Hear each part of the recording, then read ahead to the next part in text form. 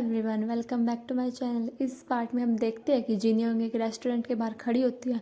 वो काफ़ी famous restaurant होता है, वहाँ काफ़ी ज़्यादा भीड़ भी होती है। तभी वह उस रेस्टोरेंट का स्टाफ पूछता है कि यहाँ कोई सिंगल है, तो जिन योंग हाँ कहती है। तो वो कहता है कि एक सीट खाली है, आप आ जाइए। जब वो अंदर जाती है तो उसे पता चलता है कि वहाँ संघू भी आया हुआ है और उसे उसके पास ही बैठना है। एक बार तो जिन योंग वहाँ से जाने की सोचती है, पर फिर वो सोचती है कि उसने यहाँ खाना खाने के लिए कई देर तक लाइन में खड़ा हुई थी और वो यहाँ से ऐसे ही नहीं जाने वाली। तो वो वहाँ बैठ जाती है और चॉपस्टिक से लाइन खींचकर संग उसे कहती है कि हम दोनों में से कोई भी इस लाइन को क्रॉस नहीं करेगा। तभी वहाँ वेटर आता है जो कि उसके लिए ड्रिंक लेके आया होता है और उससे कहता है कि ओपनर दूसरी तरफ है। तो जिनयोंग कहती है कि मैं लाइन क्रॉस नहीं कर सकती। वेटर कहता है कैसी लाइन। तभी संघू ओपनर उसकी तरफ रख देता है, पर जिन योंग स्पून से बोतल को ओपन कर देती है। दूसरी तरफ हारी अपनी टीम के साथ डिनर कर रही होती है क्योंकि उसे मेगा हिट अवार्ड मिलेगा। फिर मिस्टर कैंग को दिखाया जाता है, उनके पास हारी की कॉल आती है। मिस्टर कैंग कॉल रिसीव करते हैं। दूसरी तरफ से हारी कहती है कि पेनल्टी फीस कितनी है, क्योंकि मुझे लगता है कि मैं सेरेमनी में नहीं आ पाऊंगी। मिस्टर कैंग उससे कहते हैं कि तुम ड्रंक हो, हम बाद में बात करते हैं। तो हारी कहती है मैं ड्रंक नहीं हूँ, मेरे पास एक सही रीज़न है जिसकी वजह से मैं सेरेमनी नहीं आ सकती। वो बताने वाली होती है कि इसका असल कारण क्या है, पर तभी उसकी नज़र दो हाई स्कूल स्टूडेंट्स पर जाती है जो कि स्मोकिंग कर रहे होते हैं। वो उन्हें स्मोकिंग करने से रोकने लगती है। वो लड़के सिगरेट को वही गिराकर जाने लगते हैं। तो हारी कहते हैं तुम यहाँ ऐसे कैसे गिरा सकते, उठाओ इसे। वो लड़के वहाँ से चले जाते हैं। हारी झूले पर से गिर जाती है। मिस्टर कैंग को जब उसके गिरने और चिल्लाने की आवाज़ आती है तो वो टेंस हो जाते हैं और तभी कॉल डिस्कनेक्ट हो जाती है। वो दोबारा से ट्राई करते हैं पर कॉल लग नहीं पाती।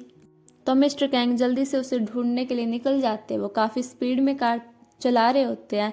फिर वो पैदल ही उसे ढूंढने लग जाते हैं। रास्ते में वो लोगों से हारी के बारे में पूछते हैं। फिर एक पार्क में पहुंचते हैं। वे उसे कॉल करते हैं। तभी उन्हें उसके फ़ोन की आवाज़ आती है। वो देखते हैं कि वही एक स्लाइडर में वो सो रही होती है। मिस्टर कैंग उसके पास जाकर उसे जगाने लगते हैं। हारी उठ जाती है और कहती है कि आपको कैसे पता चला कि मैं यहाँ हूँ।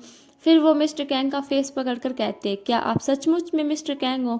फिर वो फिर से गिरने लगते हैं तो मिस्टर कैंग उसे संभाल लेते हैं। हारी मिस्टर कैंग से कहती है कि ये एक सपना है ना, क्योंकि वरना आप मेरी केयर के लिए यहाँ नहीं आते। फिर वो कहती है सिंस ये एक सपना है, मैं आपको एक सीक्रेट बताना चाहती हूँ कि मैं शिनहारी हूँ, शिनहारी ही शिनगी हूँ मैं। I am sorry for everything. ये कहकर वो उनके गले लग जाती है और सो जाती है। तभी उसका भाई उसे ढूंढता हुआ वहाँ आ जाता है।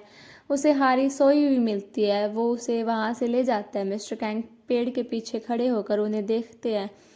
घर पर भी मिस्टर कैंग हारी के बारे में सोच रहे होते हैं। नेक्स्ट सीन में हारी को दिखाया जाता है उसकी मॉम उसे जगाती है। जब वो अपना फ़ोन देखती है तो देखती है कि उसमें उसके कलीग्स के मैसेज होते हैं और साथ ही वो देखती है कि मिस्टर कैंग ने भी उसे मैसेज किया है। जब वो उस मैसेज को पढ़ती है तो वो हैरान हो जाती है और मिस्टर कैंग को कॉल करती है और कहती है कि आपने जो मैसेज भेजा है उसका क्या मतलब है, मैं समझ नहीं पा रही हूँ। तो मिस्टर कैंग कहते हैं इसका वही मतलब है जो मैंने कहा है कि आज से तुम्हें शिनग्युम नहीं बनना पड़ेगा। इसका मतलब हमें एक दूसरे को कभी नहीं देखना पड़ेगा। ये सुनकर हारी खुश हो जाती है कि अब उसकी चिंता खत्म हो गई। ऑफिस में भी वो काफ़ी ज़्यादा खुश होती है। उसकी बॉस उसे बताती है कि अब उसे रावियोली पर और काम नहीं करना पड़ेगा क्योंकि वो अब अपने ओरिजिनल वर्जन में ही रहेगी। ये प्रेसिडेंट कैंग ने कहा है। हारी को ये सब सुन के खुशी होती है। वो वहाँ से चली जाती है। उसका ऐसा रिएक्शन देखकर उसके कलीग्स हैरान हो जाते हैं। कल तो ये डिप्रेस्ड लग रही थी और आज इतनी खुश। नेक्स्ट सीन में मिस्टर कैंग को दिखाया जाता है जो कि प्लेन में होते हैं। संघू इनसे पूछता है कि आपने हारी को माफ़ कर दिया। तो मिस्टर कैंग कहते हैं कि हाँ, मुझे रियलाइज़ हो गया है कि इसमें मेरा काफ़ी सारा टाइम वेस्ट हो रहा है। फिर संघू उनसे कहता है पर आपने अचानक से ये बिजनेस ट्रिप जाने का फ़ैसला क्यों किया। तो मिस्टर कैंग अपने मन में कहने लगते हैं कि ऐसा नहीं हो सकता कि मेरे मन में शिनहारी के लिए फीलिंग्स है। मेरा दिमाग बस कंफ्यूज है क्योंकि वो मुझे अक्सर दिखाई देती है। ये सब सही हो जाएगा अगर मैं उससे कुछ दिनों तक नहीं देखूंगा। फिर दिखाया जाता है कि मिस्टर कैंग न्यूयॉर्क में होते हैं। वो क्लाइंट के साथ मीटिंग कर रहे होते हैं। उन्हें क्लाइंट की जगह हारी दिखने लग जाती है। मिस्टर कैंग हैरान हो जाते हैं। उन्हें बार बार हारी दिखाई दे रही होती है। नेक्स्ट सीन में हारी को दिखाया जाता है जो कि घर पर होती है। जिनयोंग भी वहाँ आई होती है, वे सेरेमनी की फ़ोटो देख रहे होते हैं। फिर हारी अपने रूम में आ जाती है। जब वो अपने कबर्ड को खोलती है तो उसे वही ड्रेस दिखती है जो उसने फेक 1 ईयर एनिवर्सरी पर पहनी थी, जो उसे मिस्टर कैंग ने दी थी। उसे देखकर वो मिस्टर कैंग को याद करती है। फिर सुबह का सीन दिखाया जाता है। हारी के पास मिस्टर कैंग के दादा की कॉल आती है। हारी हैरान हो जाती है। फिर दिखाया जाता है कि हारी काफ़ी परेशान हो जाती है क्योंकि दादा ने उसे डिनर के लिए बुलाया होता है। फिर मिस्टर कैंग को दिखाया जाता है। हारी उन्हें कॉल करती है पर वे कॉल को रिसीव नहीं करते। तभी उनके पास दादा की कॉल आती है। नेक्स्ट सीन में जिनयोंग को दिखाया जाता है। वो टॉवल से अपने बालों को सुखा रही होती है। फिर वो उसी टॉवल को स्टैंडिंग लैंप पर फेंक देती है। वो कहती है कि संघू ने कहा था कि वो तेमू के साथ बिजनेस ट्रिप पर गया है। फिर वो दीवार से लगकर सुनने लगती है कि क्या वो वापस आ गया है या नहीं। फिर वो पीछे मुड़ने लगती है पर तभी वो लैंप से टकरा जाती है जिससे वो नीचे गिर जाता है और टूट जाता है। फिर वो उसे उठाने लगती है तो वो देखती है कि उसमें एक हिडन कैमरा होता है। वो याद करती है कि उस लड़के ने उसे वो लैंप लिविंग रूम की जगह बेडरूम में रखने को कहा था। फिर वो जल्दी से एविडेंस को एक साथ लेके पुलिस स्टेशन के लिए निकल रही होती है। तभी वो लड़का पीछे से आवाज़ लगाता है। उसके हाथ से वो बैग गिर जाता है जिसमें एविडेंस होते हैं। वो लड़का उसके पास आता है और उस बैग को उठाता है। उसमें वो लैंप देखकर वो कहता है, इस लैंप का आप क्या कर रही है?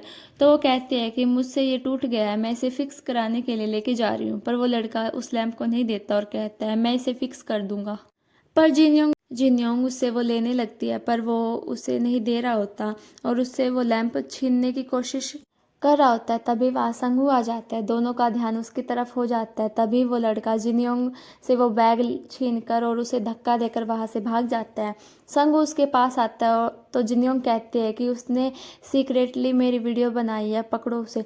तो संगू भाग के उस लड़के के पीछे जाता है। भागते हुए वो लड़का कैमरे को रोड साइड फेंक देता है। फिर आगे जाकर संगू उसे पकड़ लेता है और उसे जोरदार घूंसे देता है। उन दोनों में फाइट होने लग जाती है। दूसरी तरफ मिस्टर कैंग वहाँ जाते हैं जहाँ उसके दादा ने उन्हें डिनर के लिए बुलाया होता है। वे संगू को कॉल करते हैं और कहते हैं तुम आ जाओ, पर वो कहता है कि मैं नहीं आ पाऊंगा। मिस्टर कैंग कहते हैं तुम कहाँ हो, इतना शोर क्यों आ रहा है? तो वो कहता है कि मैं पुलिस स्टेशन में हूँ। ये सुनकर मिस्टर कैंग शॉक्ड हो जाते हैं। संगू ने सब बता देता है। मिस्टर कैंग भी पुलिस स्टेशन जाने लगते हैं। तभी वहाँ हारी भी आ जाती है। मिस्टर कैंग उसके पास जाकर कहते तुम यहाँ क्या कर रही हो? तो हारी कहती है आपके दादा ने डिनर के लिए मुझे बुलाया था। मुझे पता है कि अब मुझे आपकी फेक गर्लफ्रेंड बनने की कोई ज़रूरत नहीं है, पर मैं उन्हें मना नहीं कर पाई। मिस्टर कैंग कहते हैं तुम्हारे फ्रेंड ने तुम्हें कॉल नहीं किया? तो हारी कहते हैं मेरी फ्रेंड? तो मिस्टर कैंग कहते हैं कि मेरा मतलब जिनयोंग।